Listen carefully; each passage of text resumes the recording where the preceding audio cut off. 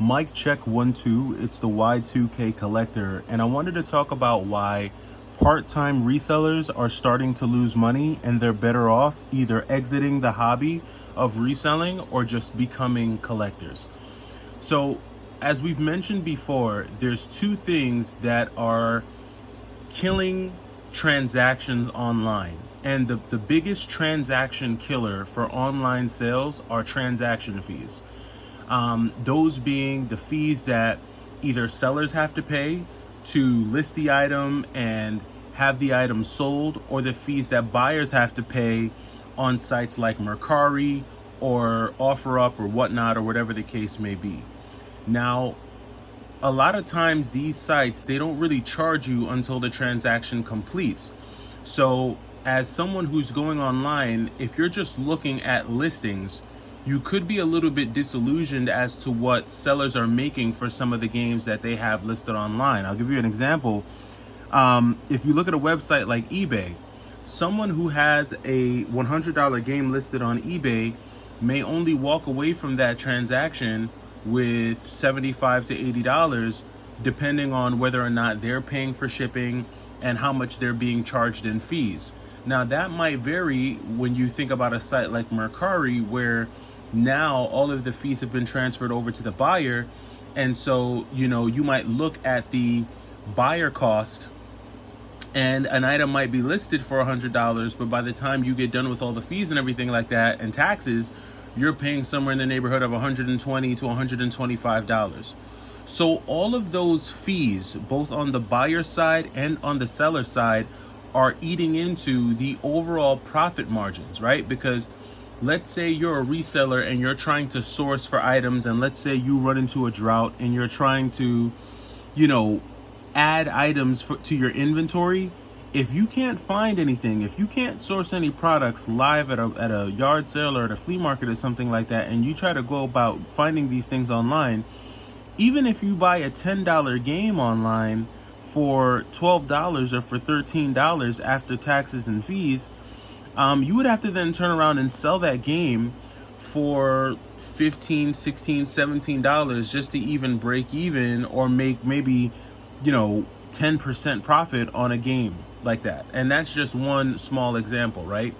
Now, during the COVID time, it was almost okay for you to do that, because if you bought a game, and personally, I think this is a big part of the reason why we saw prices go up so much, because people were absorbing the cost, right? The acquisition cost, and some of the fees associated with purchasing some of these games online. They would absorb those costs, but then pass it on to the next buyer by inflating the price. And because so many prices were going up so fast, most people who were caught up in the hype and swept up in the euphoria, they weren't really paying attention to it, and they were still buying these games.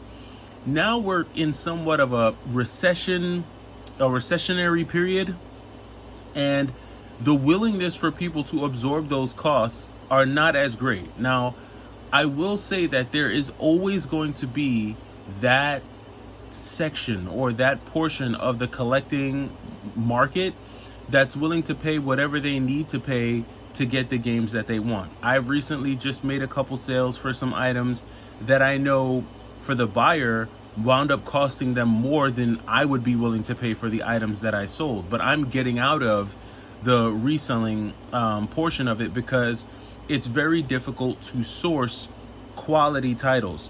Now, of course, you have those folks who are doing like the bulk deals, meaning they're going online. Maybe you're online and you're trying to buy a lot of maybe 20 games at, $7 a piece to be able to turn around and flip. But if the games that you're purchasing, even at $7 a piece, are only worth $10, if you're only able to list them for $10, what are you talking about? A $3 profit margin that's going to get eaten up by taxes and fees. And so we kind of find ourselves in a place where a lot of people are really just working for free. You're kind of just working to work, because you're not really generating enough profit to be able to reinvest back into your reselling business by being able to purchase more product and source more product. So to me, I think that a lot of resellers, part-time resellers, are losing money, and they're going to continue to lose money as we see this reseller market dwindle further and further. Now, again, this is really only pertaining to resellers. If you're a collector, then you really don't care. You're probably just trying to get the games that you want at the best possible price that you can get them, so that you can keep them in your collection. So you're okay if you get a game for 10 to 15% under market value, because that's 10 to 15% savings in your pocket on a game that you're going to keep. If you're a reseller, you can't do 10 to 15%. You need to get that game at 30 to 35 to even 40 or 50%, so that it becomes worthwhile for you to sell and make a worthwhile profit to keep your business going. But I don't know if that's something that we're seeing happen as much and as often these days. Now, there is that one, I guess, group of resellers that if you are buying whole collections, like if you're spending $5,000 to get $10,000 worth of product, you're in a different category, right? Because you've already made your profit margin by purchasing the games or purchasing the items at that price, and now you can actually go ahead and sell. You can comfortably list those games at market value, or if you want to sell them a little faster, maybe you can list them for 5% under market value, so that you can sell through a lot faster and make your money back and recoup with a decent sized profit. If you're able to buy in bulk like that, then you're probably going to be the exception to the rule. But at that point, you're not someone who's really part-time flipping. You're probably someone who's doing it more full-time, and and if you're not doing it full-time, you're spending at least 20 to 25 hours per week doing that. And at that point, it's a part-time job. And there has to come a point where, as a reseller, you have to ask yourself, okay, am I making more money reselling video games, or would I just make more money getting a part-time job at Starbucks? And I think as we get closer to the end of this year, you're going to start to see a lot of resellers ask themselves that question, and they're going to start to wonder and ask, okay, would I make more money by just going and getting a part-time job? And I think a lot of folks are going to start to find that they actually would make more money by just going out and getting a regular job than trying to spin their wheels and resell games. And if that does happen, what would then happen to the video game market? Would we see a massive drop now that the resellers have left the market and they're no longer inflating prices? Would we see more of an equilibrium come to the retro gaming market, or to the video game market as a whole? I think it's very interesting to see where this goes, especially if you're someone who's collecting and trying to build a collection, because a lot of these behaviors definitely have an impact on how games are priced and how they're sold throughout the gaming community. So it's just an observation that I had. Let me know what you're seeing out there. Let me know if you're seeing any truth to this.